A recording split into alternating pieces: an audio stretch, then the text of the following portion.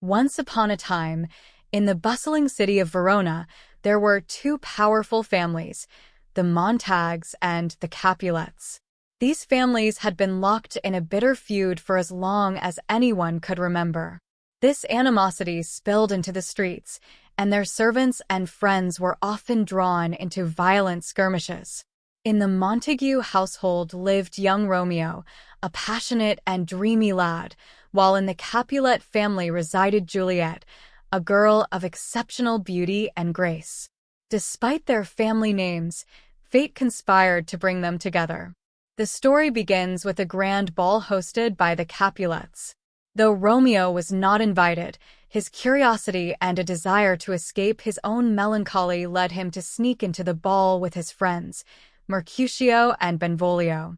Romeo was lovesick for a woman named Rosalind, who had sworn off love, and his friends hoped the lively event might lift his spirits. As Romeo wandered through the ball, his eyes fell upon Juliet. In that instant, all thoughts of Rosalind vanished. Juliet, too, was struck by Romeo's presence.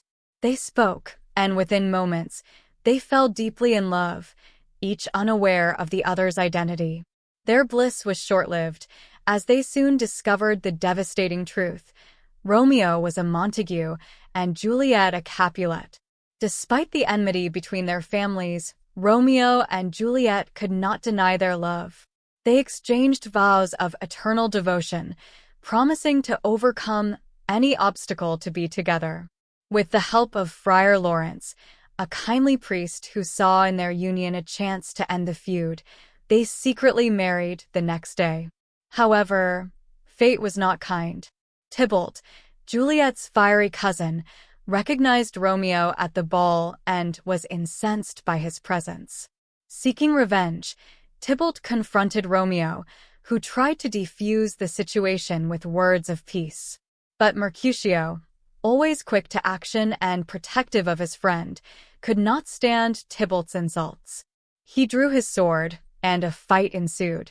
Romeo, attempting to intervene, accidentally caused Mercutio's death. Overcome with rage and guilt, Romeo retaliated and killed Tybalt.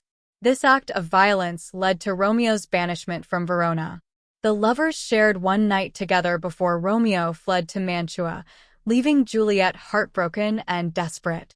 Her father, unaware of her secret marriage, arranged for her to marry Paris, a nobleman. Juliet turned to Friar Laurence for help. He devised a daring plan. Juliet would drink a potion that would make her appear dead. She would be laid in the family tomb, and Romeo would come to rescue her when she awoke. Juliet bravely took the potion, and the next morning, her family found her lifeless body.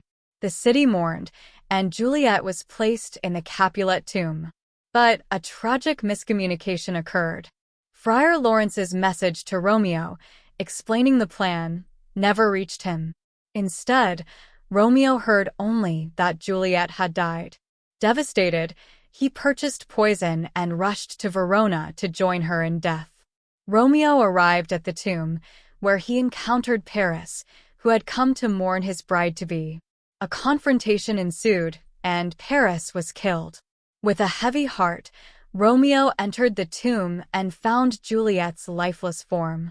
Believing her truly dead, he drank the poison and died by her side. Moments later, Juliet awoke to find her beloved dead beside her. Overwhelmed with grief, she took Romeo's dagger and ended her own life. The deaths of Romeo and Juliet brought a profound sorrow to their families. As they stood over the bodies of their children, they realized the senselessness of their feud. In their shared grief, the Montagues and Capulets vowed to end their enmity and live in peace, united by the tragic love story of Romeo and Juliet. And so, in the city of Verona, the tale of Romeo and Juliet became a poignant reminder of the power of love and the futility of hate, teaching generations to come about the importance of reconciliation and understanding.